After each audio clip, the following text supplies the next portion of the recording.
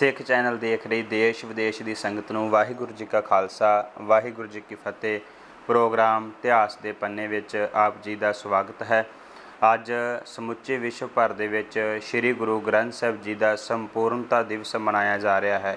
ਅੱਜ ਅਸੀਂ ਗੁਰੂ ਗ੍ਰੰਥ ਸਾਹਿਬ ਮਹਾਰਾਜ ਜੀ ਦੀ ਬਾਣੀ ਅਤੇ ਇਤਿਹਾਸ ਦੇ ਉੱਪਰ ਗੱਲਬਾਤ ਕਰਾਂਗੇ। ਸ੍ਰੀ ਗੁਰੂ ਗ੍ਰੰਥ ਸਾਹਿਬ ਮਹਾਰਾਜ ਦੀ ਪਵਿੱਤਰ ਗੁਰਬਾਣੀ ਨੂੰ ਇਕੱਤਰ ਕਰਨ ਦਾ ਕਾਰਜ ਸਾਰਿਆਂ ਤੋਂ ਪਹਿਲਾਂ ਜਗਤ ਸਤਿਗੁਰੂ ਗੁਰੂ ਨਾਨਕ ਸਾਹਿਬ ਮਹਾਰਾਜ ਦੇ ਦੁਆਰਾ ਕੀਤਾ ਗਿਆ। ਜਿੱਥੇ ਗੁਰੂ ਨਾਨਕ ਸਾਹਿਬ ਮਹਾਰਾਜ ਜੀ ਨੇ ਜਿੰਨੇ ਵੀ ਲੋਕਾਂ ਦੇ ਕੋਲ ਜਾ ਕੇ ਸਤਿਗੁਰੂ ਨੇ ਸੱਚ ਦਾ ਉਪਦੇਸ਼ ਦਿੱਤਾ ਔਰ ਗੁਰੂ ਨਾਨਕ ਸਾਹਿਬ ਮਹਾਰਾਜ ਨੇ ਗੁਰਬਾਣੀ ਦੇ ਰਾਹੀਂ ਹੀ ਸੰਸਾਰ ਦੇ ਲੋਕਾਂ ਦਾ ਉਧਾਰ ਕੀਤਾ। ਔਰ ਜਿੱਥੇ ਜਿੱਥੇ ਜਾ ਕੇ ਸਤਿਗੁਰੂ ਗੁਰਬਾਣੀ ਦਾ ਸ਼ਬਦ ਉਚਾਰਨ ਕਰਕੇ ਸੁਣਾਉਂਦੇ ਸੀ, ਉਹ ਲੋਕ ਗੁਰੂ ਨਾਨਕ ਸਾਹਿਬ ਜੀ ਦੇ ਚਰਨਾਂ ਦੇ ਉੱਪਰ ਡਿੱਗ ਪੈਂਦੇ ਸੀ। ਔਰ ਫਿਰ ਗੁਰੂ ਨਾਨਕ ਸਾਹਿਬ ਜੀ ਨੇ ਇਹ ਕਿਹਾ ਵੀ ਕਿ ਇਹ ਜੋ ਬਾਣੀ ਹੈ, ਇਹ ਜੋ ਸ਼ਬਦ ਹੈ, ਇਹ ਮੇਰਾ ਨਹੀਂ ਹੈ, ਇਹ ਅਕਾਲ ਪੁਰਖ ਵਾਹਿਗੁਰੂ ਦੇ ਘਰ ਵਿੱਚੋਂ ਆਇਆ ਹੈ।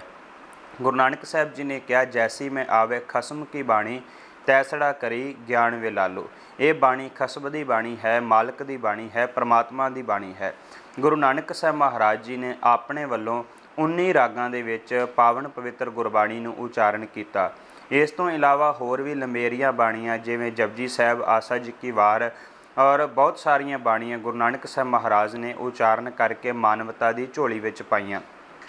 ਜਿੱਥੇ ਗੁਰੂ ਨਾਨਕ ਸਾਹਿਬ ਮਹਾਰਾਜ ਜੀ ਨੇ ਆਪ ਪਾਵਨ ਪਵਿੱਤਰ ਗੁਰਬਾਣੀ ਨੂੰ ਉਚਾਰਨ ਕੀਤਾ, ਉੱਥੇ ਨਾਲ ਜਦੋਂ ਸਤਿਗੁਰੂ ਜਗਤ ਜਲੰਦੇ ਨੂੰ ਤਾਰਨ ਵਾਸਤੇ ਗਏ ਔਰ ਵੱਖ-ਵੱਖ ਥਾਵਾਂ ਦੇ ਉੱਪਰੋਂ ਉਹਨਾਂ ਨੇ ਭਗਤ ਸਾਹਿਬਾਨ ਦੀ ਬਾਣੀ ਨੂੰ ਇਕੱਤਰ ਕੀਤਾ। ਜਿਵੇਂ ਗੁਰੂ ਨਾਨਕ ਸਾਹਿਬ ਮਹਾਰਾਜ ਪਾਕਪਟਨ ਦੀ ਧਰਤੀ ਤੇ ਗਏ ਤੇ ਬਾਬਾ ਸ਼ੇਖ ਫਰੀਦ ਸਾਹਿਬ ਜੀ ਦੀ ਬਾਣੀ ਨੂੰ ਆਪਣੀ ਪੋਥੀ ਦੇ ਵਿੱਚ ਲਿਖ ਕੇ ਲੈ ਕੇ ਆਉਂਦੇ ਹੈ। ਜਦੋਂ ਬਨਾਰਸ ਦੀ ਧਰਤੀ ਤੇ ਗਏ, ਬਾਬਾ ਕਬੀਰ ਤੇ ਬਾਬਾ ਰਵਿਦਾਸ ਜੀ ਦੀ ਬਾਣੀ ਨੂੰ ਇਕੱਤਰ ਕਰਕੇ ਲੈ ਕੇ ਆਉਂਦੇ ਹੈ।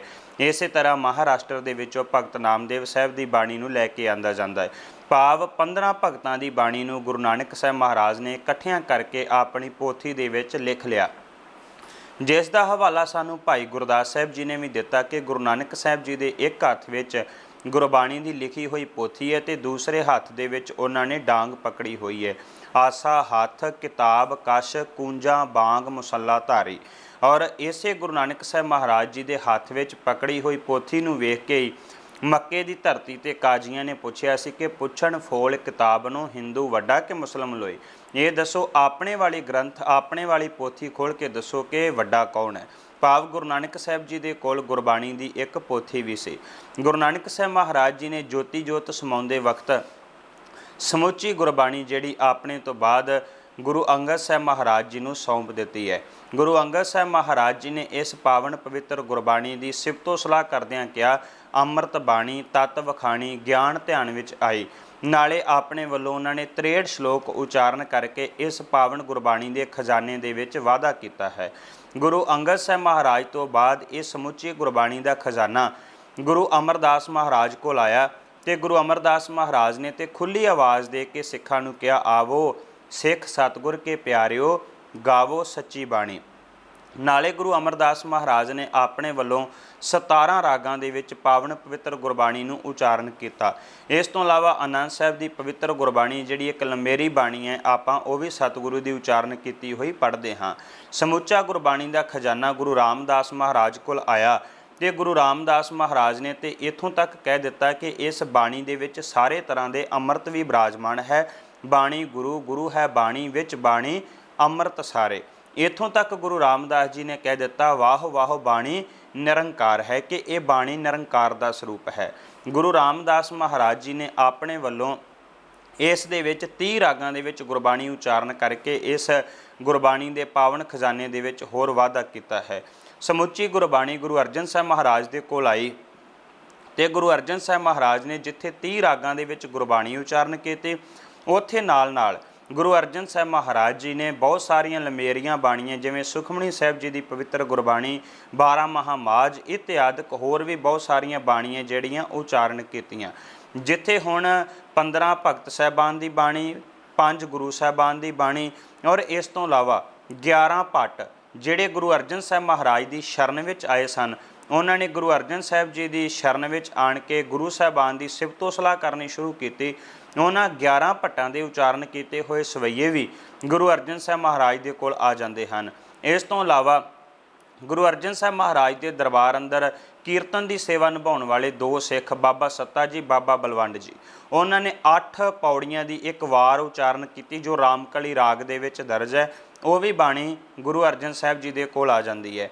ਜਦੋਂ ਗੁਰੂ ਅਮਰਦਾਸ ਮਹਾਰਾਜ ਜੋਤੀ ਜੋਤ ਸਮਾਉਣ ਲੱਗੇ ਸੀ, ਜੋ ਕੁਝ ਉਹਨਾਂ ਨੇ ਉਪਦੇਸ਼ ਦਿੱਤਾ ਉਹ ਸਾਰਾ ਉਪਦੇਸ਼ ਅੰਕਿਤ ਕੀਤਾ ਬਾਬਾ ਸੁੰਦਰ ਜੀ ਨੇ, ਜੋ ਗੁਰੂ ਅਮਰਦਾਸ ਮਹਾਰਾਜ ਜੀ ਦੇ ਪੜਪੋਤਰੇ ਲੱਗਦੇ ਸੀ, ਜਿਹਨੂੰ ਆਪਾਂ ਰਾਮਕਲੀ ਸੱਧ ਬਾਣੀ ਆਖਦੇ ਹਾਂ। ਉਹ ਵੀ ਬਾਣੀ ਗੁਰੂ ਅਰਜਨ ਸਾਹਿਬ ਮਹਾਰਾਜ ਦੇ ਕੋਲ ਆ ਜਾਂਦੀ ਹੈ। ਸਮੁੱਚੀ ਗੁਰਬਾਣੀ ਨੂੰ ਗੁਰੂ ਅਰਜਨ ਸਾਹਿਬ ਮਹਾਰਾਜ ਨੇ ਆਪਣੇ ਕੋਲ ਇਕੱਤਰ ਕੀਤਾ। ਇਕੱਤਰ ਕਰਨ ਤੋਂ ਬਾਅਦ ਗੁਰੂ ਅਰਜਨ ਸਾਹਿਬ ਮਹਾਰਾਜ ਜੀ ਨੇ ਇਸ ਪਾਵਨ ਪਵਿੱਤਰ ਗ੍ਰੰਥ ਸ੍ਰੀ ਗੁਰੂ ਗ੍ਰੰਥ ਸਾਹਿਬ ਜੀ ਨੂੰ ਸੰਪਾਦਿਤ ਕਰਨਾ ਹੈ। ਪਰ ਇੱਕ ਤਤਕਾਲੀ ਕਾਰਨ ਬਣਦਾ ਹੈ। ਕਾਰਨ ਕੀ ਬਣਦਾ ਹੈ ਕਿ ਜੋ ਗੁਰੂ ਅਰਜਨ ਸਾਹਿਬ ਮਹਾਰਾਜ ਦੇ ਵੱਡੇ ਭਰਾਤਾ ਬਾਬਾ ਪ੍ਰਿਥੀ ਚੰਦ ਹੈ, ਉਹਨਾਂ ਦਾ ਪੁੱਤਰ ਮਿਹਰਬਾਨ, ਉਹਨੂੰ ਸਪੈਸ਼ਲ ਤੌਰ ਦੇ ਉੱਪਰ ਜਿਹੜਾ ਹੈ ਉਹ ਪਿੰਗਲ ਪੜ੍ਹਾਇਆ ਗਿਆ। ਉਹਨੇ ਵੀ ਕਵਿਤਾ ਲਿਖਣੀ ਸ਼ੁਰੂ ਕਰ ਦਿੱਤੀ। ਕਵਿਤਾ ਲਿਖਦਾ ਕੋਈ ਇਤਰਾਜ਼ ਨਹੀਂ ਸੀ, ਪਰ ਉਹਦੇ ਮਗਰ ਨਾਨਕ ਨਾਮ ਜਿਹੜਾ ਸ਼ਬਦ ਉਹਨੇ ਵਰਤਣਾ ਸ਼ੁਰੂ ਕਰ ਦਿੱਤਾ। ਸਾਡੇ ਇਤਿਹਾਸਕ ਗ੍ਰੰਥਾਂ ਦੇ ਇਹ ਬੋਲ ਹੈ ਕਿ ਮਿਹਰਬਾਨ ਪੁੱਤਰ ਪ੍ਰਿਥੀ ਏਕਕ ਬਿਸ਼ਰੀ ਕਰੇ, ਹਿੰਦਵੀ ਫਾਰਸੀ ਸੰਸਕ੍ਰਿਤ ਨਾਲੇ ਗੁਰਮੁਖੀ ਪੜ੍ਹੇ, ਤਿੰਨ ਪੀ ਬਾਣੀ ਬਹੁਤ ਬਣਾਈ, ਭੋਗ ਸ਼੍ਰੀ ਨਾਨਕ ਜੀ ਕਾ ਹੀ ਪਾਈ। ਉਹਨੇ ਜਿੰਨੀ ਵੀ ਕਵਿਤਾ ਲਿਖੀ ਉਹਦੇ ਵਿੱਚ ਸਾਰੇ ਦੇ ਵਿੱਚ ਨਾਨਕ ਨਾਮ ਜਿਹੜਾ ਉਹ ਲਾਉਣਾ ਸ਼ੁਰੂ ਕਰ ਦਿੱਤਾ। ਉੱਪਰਲੇ 4 ਗੁਰੂ ਸਾਹਿਬਾਨ ਦੀ ਬਾਣੀ ਤੋਂ ਬਾਅਦ ਅੱਗੇ ਆਪਣੀ ਨਾਲ ਕਵਿਤਾ ਲਿਖ ਕੇ ਤੇ ਉਹਨੇ ਇੱਕ ਗ੍ਰੰਥ ਵੀ ਜਿਹੜਾ ਉਹ ਤਿਆਰ ਕਰਨਾ ਸ਼ੁਰੂ ਕਰ ਦਿੱਤਾ। ਜਿਸ ਤੋਂ ਬਾਅਦ ਗੁਰੂ ਅਰਜਨ ਸਾਹਿਬ ਮਹਾਰਾਜ ਜੀ ਨੇ ਭਾਈ ਗੁਰਦਾਸ ਸਾਹਿਬ ਜੀ ਨੂੰ ਕਿਹਾ ਕਿ ਭਾਈ ਗੁਰਦਾਸ ਜੀ, ਆਪਾਂ ਨੂੰ ਗੁਰਬਾਣੀ ਜੁਦਾ ਕਰ ਲੈਣੀ ਚਾਹੀਦੀ ਹੈ, ਵੱਖਰੀ ਕਰ ਦੇਣੀ ਚਾਹੀਦੀ ਹੈ, ਤਾਂ ਕਿ ਕੱਲ੍ਹ ਨੂੰ ਇਹਦੇ ਵਿੱਚ ਕੋਈ ਰਲ ਗੰਢ ਨਾ ਹੋ ਸਕੇ।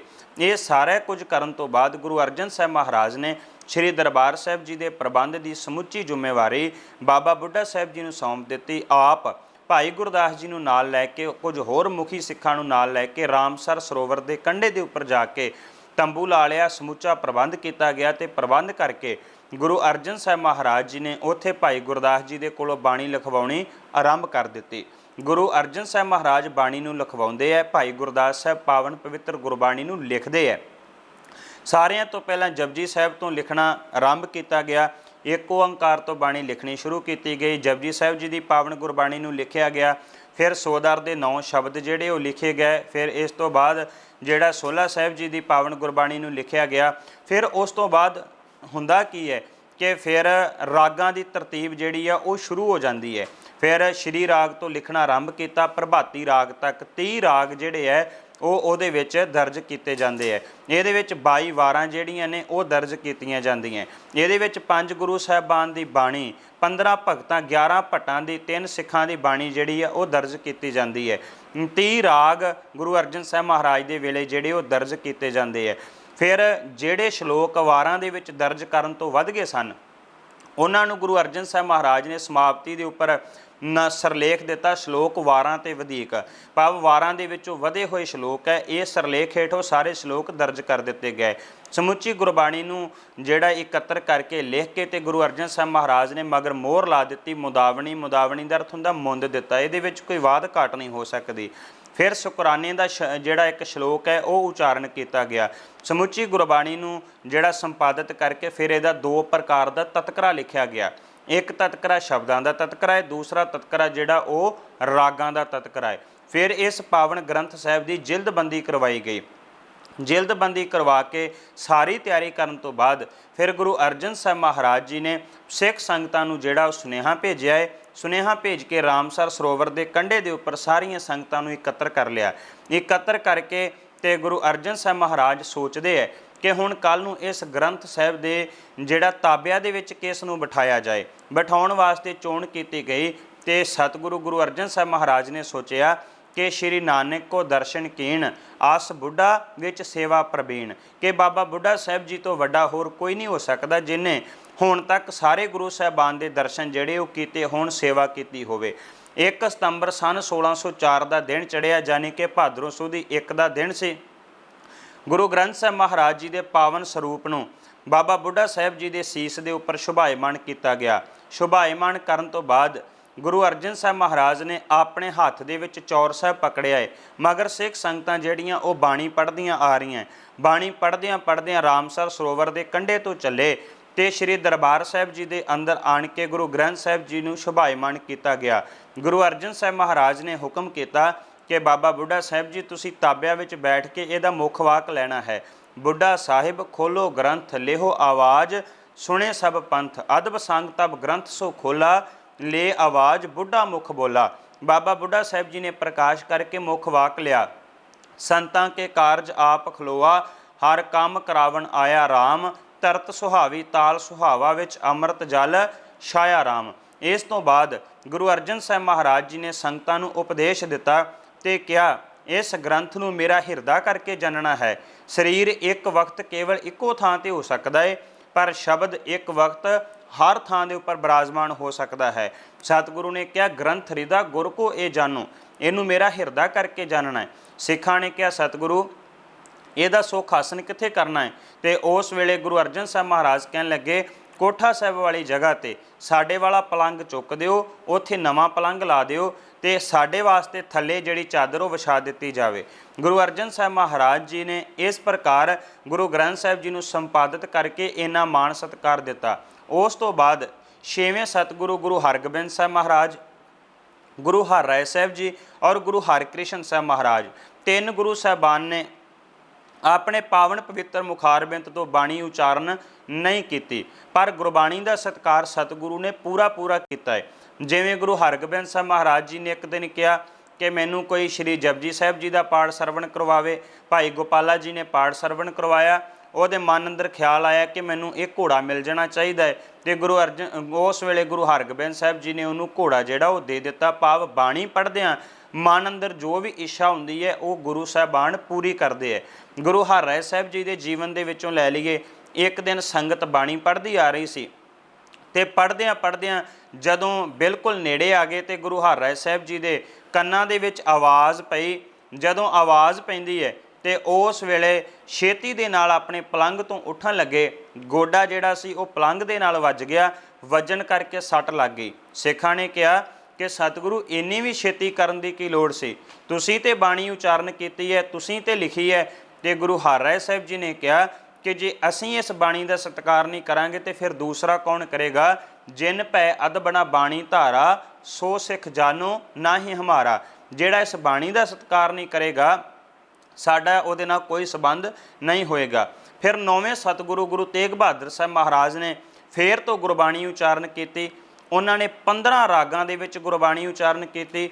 ਉਹਨਾਂ ਨੇ ਨਾੜ ਸ਼ਬਦ ਤੇ 57 ਸ਼ਲੋਕ ਉਚਾਰਨ ਕੀਤੇ। ਉਹ ਜਿਹੜੇ ਨਾੜ ਸ਼ਬਦ ਹੈ, ਉਹਨਾਂ ਨੇ ਭਾਰਤ ਦੇ ਵੱਖ-ਵੱਖ ਖਿੱਤੇ ਦੇ ਵਿੱਚ ਜਾ ਕੇ ਜਿਹੜੇ ਲੋਕ ਉਸ ਵੇਲੇ ਡਰੇ ਹੋਏ ਸਨ, ਜਿਹੜੇ ਲੋਕ ਉਸ ਵੇਲੇ ਔਰੰਗਜ਼ੇਬ ਦੇ ਜ਼ੁਲਮਾਂ ਕਰਕੇ ਡਰਦੇ ਪਏ ਸਨ, ਉਹਨਾਂ ਨੂੰ ਪਾਵਨ ਉਪਦੇਸ਼ ਦੇਣ ਵਾਸਤੇ ਪੁਰਾਤਨ ਸਮੇਂ ਦੀਆਂ ਮਿਥਿਹਾਸ ਦੀਆਂ ਜਿਹੜੀਆਂ ਉਹ ਬਹੁਤ ਸਾਰੀਆਂ ਉਦਾਹਰਨਾਂ ਦੇ ਕੇ ਗੁਰੂ ਤੇਗ ਬਹਾਦਰ ਸਾਹਿਬ ਜੀ ਨੇ ਸਮਝਾਇਆ। ਬਲਕਿ ਇਹ ਵੀ ਕਿਹਾ ਗੁਰੂ ਤੇਗ ਬਹਾਦਰ ਸਾਹਿਬ ਜੀ ਨੇ, ਭੈ ਕਾਹੂ ਕੋ ਦੇਤ ਨਹਿ, ਨਹਿ ਭੈ ਮਾਨ ਤਾਣ, ਨਾ ਕਿਸੇ ਕੋਲੋਂ ਡਰਨਾ ਹੈ ਨਾ ਕਿਸੇ ਨੂੰ ਡਰਾਉਣਾ ਹੈ। ਗੁਰੂ ਤੇਗ ਬਹਾਦਰ ਸਾਹਿਬ ਮਹਾਰਾਜ ਜੀ ਨੇ 15 ਰਾਗਾਂ ਵਿੱਚ ਪਾਵਨ ਗੁਰਬਾਣੀ ਉਚਾਰਨ ਕੀਤੀ। ਸਮਾਂ ਆਇਆ ਗੁਰੂ ਗੋਬਿੰਦ ਸਿੰਘ ਮਹਾਰਾਜ ਜੀ ਦਾ। ਗੁਰੂ ਗੋਬਿੰਦ ਸਿੰਘ ਮਹਾਰਾਜ ਜੀ ਨੇ ਹੁਣ ਉਸ ਪਾਵਨ ਗੁਰਬਾਣੀ ਨੂੰ ਗੁਰੂ ਗ੍ਰੰਥ ਸਾਹਿਬ ਜੀ ਦੇ ਵਿੱਚ ਸ਼ਾਮਲ ਕਰਨਾ ਹੈ, ਦਰਜ ਕਰਨਾ ਹੈ। ਜਦੋਂ ਗੁਰੂ ਗੋਬਿੰਦ ਸਿੰਘ ਮਹਾਰਾਜ ਅਨੰਦਪੁਰ ਸਾਹਿਬ ਦੇ ਕਿਲੇ ਨੂੰ ਛੱਡ ਕੇ ਜੰਗਾਂ ਯੁੱਧਾਂ ਤੋਂ ਵਿਹਲੇ ਹੋ ਕੇ ਦਮਦਮਾ ਸਾਹਿਬ ਦੀ ਧਰਤੀ ਦੇ ਉੱਪਰ ਜਾਂਦੇ ਹੈ, ਉਸ ਵੇਲੇ ਗੁਰੂ ਗੋਬਿੰਦ ਸਿੰਘ ਮਹਾਰਾਜ ਜੀ ਨੇ ਕਹਿਣ ਲੱਗੇ ਕਿ ਜਾਓ ਧੀਰ ਮੱਲੀਆਂ ਦੇ ਕੋਲ ਜੋ ਆਦਿ ਸ਼੍ਰੀ ਗੁਰੂ ਗ੍ਰੰਥ ਸਾਹਿਬ ਜੀ ਦਾ ਸਰੂਪ ਹੈ ਉਹ ਲੈ ਕੇ ਆਓ। ਧੀਰ ਮੱਲੀਆਂ ਦੇ ਕੋਲ ਸਿੱਖ ਗਏ, ਪਰ ਉਹਨਾਂ ਨੇ ਉਹ ਪਾਵਨ ਸਰੂਪ ਦੇਣ ਤੋਂ ਇਨਕਾਰ ਕਰ ਦਿੱਤਾ। ਬਲਕਿ ਇੱਕ ਮਿਹਣਾ ਵੀ ਦਿੱਤਾ, ਜੇ ਗੁਰੂ ਦੇ ਵਿੱਚ ਇੰਨੀ ਤਾਕਤ ਹੈ ਤੇ ਉਹ ਆਪਣਾ ਸਰੂਪ ਆਪੇ ਲਿਖ ਲੈਣਾ ਕਰਨ। ਗੁਰੂ ਗੋਬਿੰਦ ਸਿੰਘ ਮਹਾਰਾਜ ਜੀ ਨੇ ਦਮਦਮਾ ਸਾਹਿਬ ਦੀ ਪਾਵਨ ਧਰਤੀ ਦੇ ਉੱਪਰ ਭਾਈ ਮਣੀ ਸਿੰਘ ਜੀ ਨੂੰ ਲਿਖਾਰੀ ਲਾ ਕੇ ਬਾਬਾ ਦੀਪ ਸਿੰਘ ਜੀ ਦੀ ਡਿਊਟੀ ਕਲਮਾਂ ਘੜਨ ਦੇ ਉੱਪਰ ਲਾਈ ਗਈ ਔਰ ਇਸ ਪਾਵਨ ਗੁਰਬਾਣੀ ਨੂੰ ਦੁਬਾਰਾ ਤੋਂ ਲਿਖਾਉਣਾ ਆਰੰਭ ਕੀਤਾ ਹੈ। ਇੱਕ ਵਾਰ ਸਰੂਪ ਗੁਰੂ ਅਰਜਨ ਸਾਹਿਬ ਮਹਾਰਾਜ ਨੇ ਲਿਖਵਾਇਆ ਸੀ, ਇੱਕ ਵਾਰ ਸਰੂਪ ਹੁਣ ਜਿਹੜਾ ਹੈ ਉਹ ਗੁਰੂ ਗੋਬਿੰਦ ਸਿੰਘ ਮਹਾਰਾਜ ਲਿਖਵਾਉਣ ਲੱਗੇ ਹੈ। ਪਰ ਇਹਦੇ ਵਿੱਚ ਥੋੜ੍ਹਾ ਜਿਹਾ ਵਾਅਦਾ ਕੀਤਾ ਗਿਆ, ਜਿੱਥੇ ਪਹਿਲਾਂ 5 ਗੁਰੂ ਸਾਹਿਬਾਨ ਦੀ ਬਾਣੀ ਸੀ, ਹੁਣ ਇਹਦੇ ਵਿੱਚ 6 ਗੁਰੂ ਸਾਹਿਬਾਨ ਦੀ ਬਾਣੀ ਜਿਹੜੀ ਸ਼ਾਮਲ ਕਰ ਦਿੱਤੀ ਗਈ। ਭਾਵ ਗੁਰੂ ਤੇਗ ਬਹਾਦਰ ਸਾਹਿਬ ਜੀ ਦੀ ਬਾਣੀ ਵੀ ਦਰਜ ਕਰ ਦਿੱਤੀ ਗਈ। ਇਸ ਤੋਂ ਇਲਾਵਾ ਜਿੱਥੇ ਅੱਗੇ ਕੇਵਲ 30 ਰਾਗ ਸੀ, ਉਹਦੇ ਵਿੱਚ ਨਵਾਂ ਰਾਗ ਜੈਜੈਵੰਤੀ ਰਾਗ ਜਿਹੜਾ ਗੁਰੂ ਤੇਗ ਬਹਾਦਰ ਸਾਹਿਬ ਮਹਾਰਾਜ ਨੇ ਉਚਾਰਨ ਕੀਤਾ ਹੈ, ਉਹ ਰਾਗ ਵੀ ਉਹਦੇ ਵਿੱਚ ਸ਼ਾਮਲ ਕੀਤਾ ਗਿਆ। ਹੁਣ 30 ਤੋਂ 31 ਰਾਗ ਹੋ ਗਏ।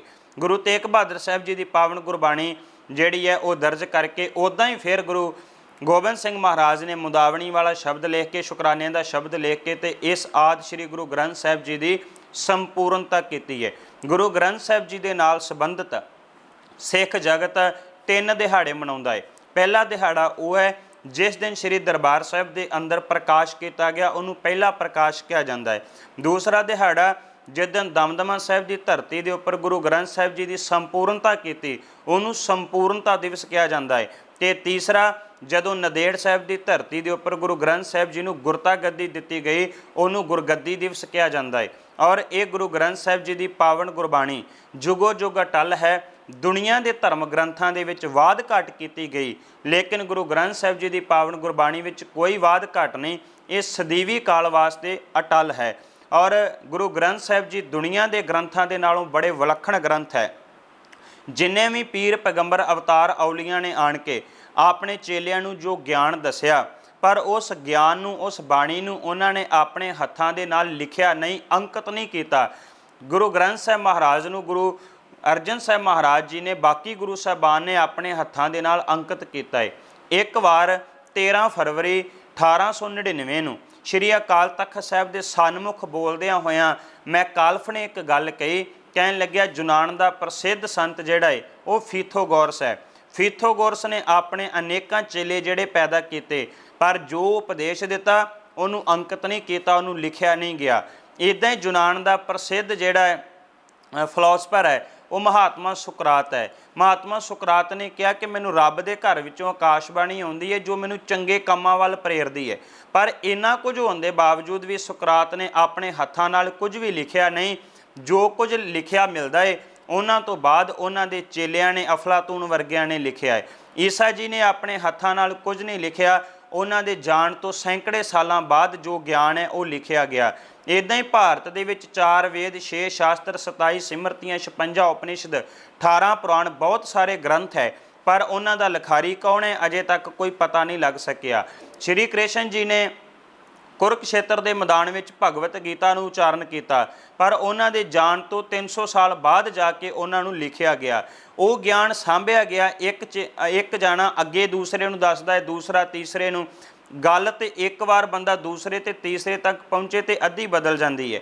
जदों वो केवल तो केवल सिमरतियां राही सुन सुन के अगे गल पहुँचती गई उहदे विच बहुत कुछ वाधा घाटा जिहड़ा हो चुका सी। लेकिन गुरु ग्रंथ साहिब की पावन गुरबाणी सतगुरु ने आप जिहड़ा इस गुरबाणी नूं उचारिया, आप लिखिया ते आप ही संपादित कराया। ये गुरु ग्रंथ साहिब जी की दुनिया के बाकी ग्रंथों के नालों बड़ी वड्डी विलक्षणता है। और ये बाणी ब्रह्मंडी गल करती है, सदैवी सच है।